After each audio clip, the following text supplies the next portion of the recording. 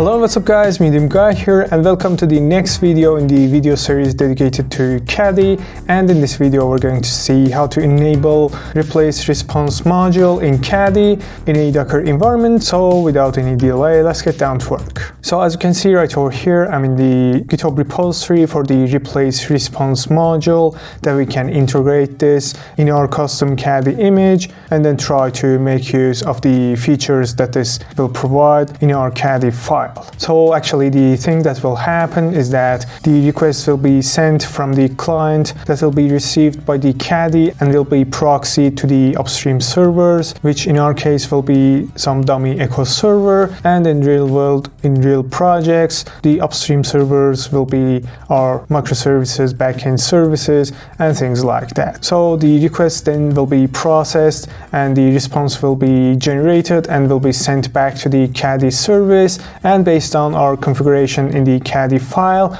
this module will actually try to look inside the response that is being sent back to the client and apply any changes that we want to be made to the response that will be received by the client and eventually send the processed response back to the client. So as you can see right over here, these changes can be directly applied to the Caddy file, and it can be some hard-coded strings or regular expressions. So of course we'll actually try to configure based on our use cases in our projects. So by default this does not come out of the box in the Caddy image. So the first thing we'll need to do is to create our own custom image that will include this module inside it, and as a result we'll be able to use all these configurations in our Caddy files. So having all this in mind, I'll move to the VS Code right over here, and first thing you can see that I've got a Docker file right over here that I'm using the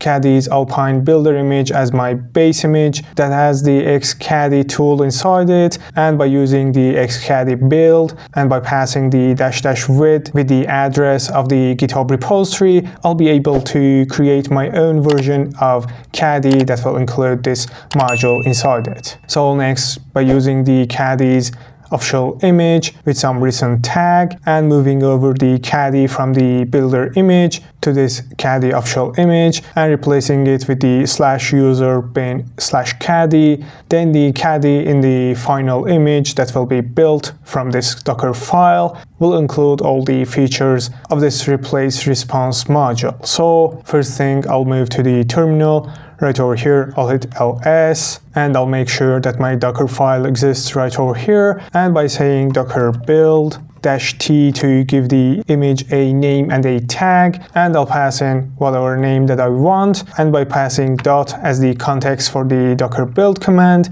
I will be able to actually build my own custom image of the Caddy using the Docker file that we just saw. So because I already have this image, I won't be running this again, and also I'll push this image to my Docker Hub registry, and if you want you can pull that image directly if you don't want to build it yourself. So next I'll move to the Docker Compose file right over here. As you can see, I've got two services, one I've named as the backend and the other one the Caddy itself. So the backend is actually an echo server that will respond with the details of whatever request that it receives, and it is just an example to showcase how the Caddy plus the response replace module will work. So this is actually an HTTP server that runs on these ports, and we can make requests and receive responses to simulate a real-world project. So next I'll move to the Caddy service itself, and over here you can see that I'm using the exact same image that we just built. I'm setting the restart policy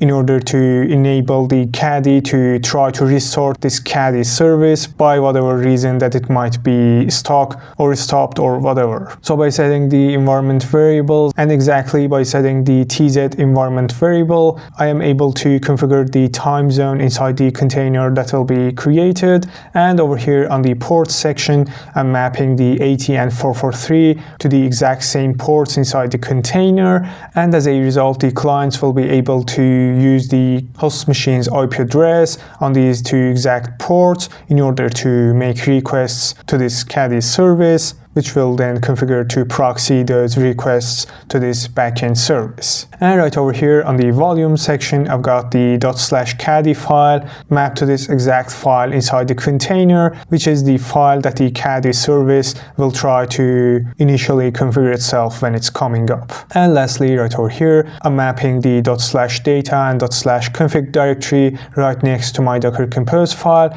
to the /data and /config inside the container. So any data and configurations created by Caddy will be persisted through the restarts of this container. So lastly, I'll move to the Caddy file. Right over here, you can see that in the global section, I'm setting the automatic redirect from the HTTP to HTTPS to off. So as a result, the clients will be able to make requests both to the HTTP and HTTPS ports. And over here, I'm setting the order of the response replace module as it is documented right over here in order to be able to make use of this module. So next, right over here, I'm configuring the Caddy to listen to these two exact ports, which are the exact same ports that I mapped out of the container in the Docker Compose file. And over here, I've got a handle block that is listening to /API/star, and it is actually proxying the incoming requests to the backend on port 80. So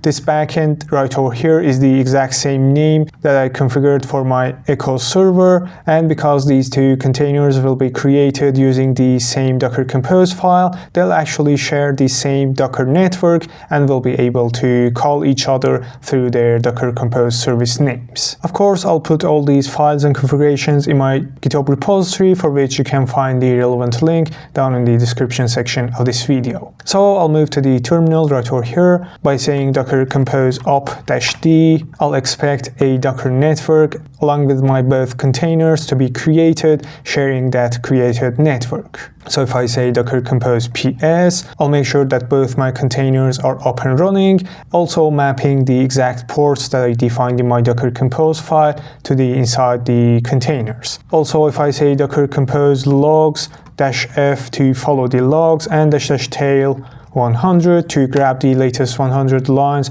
of the logs of each of these two containers. And as I can see, things are looking good, and right now I should be able to make requests to the Caddy server. So I'll move to another terminal, and by using curl on the address of my host machine that my containers are running on the /API, I'll hit enter, and you can see that I am receiving some response from the Echo server that is proxied behind the Caddy server. So suppose, like for example, I want to replace any string in my response that includes curl and pc.com to my desired values. So I'll move back right over here. I'll hit Ctrl+C to exit out of the logs, and by saying nano the Caddy file, I'll try to uncomment these configurations right over here. So as you can see in the handle block, which is listening the requests on the /API, I'm using the replace directive and replacing the pc.com with the caddy.com and curl with some other string.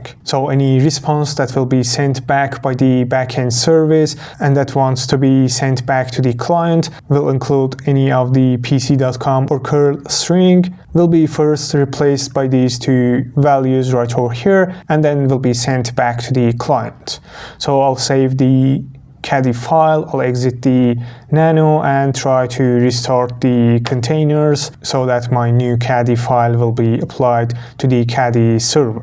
Again, I'll check the logs to make sure everything is working correctly and move back to the other terminal. Again, try to make another request, and right now, as you can see right over here, the pc.com is changed to the caddy.com and the curl is changed to this value right over here. So that's all for this video. I hope you'll learn something new in this one. If you haven't watched the previous videos in my Caddy playlist, you can find the relevant link down in the description section of this video, where you can learn all cool features like rate limiting, bot detection, managing log, and cool stuff like that. So I recommend you give a visit. So if you found the video useful, please don't forget to like and subscribe to my channel, which will help grow the channel and motivate me to create more free contents like this. And with that, that's all for this video, and I hope to see you in the next videos.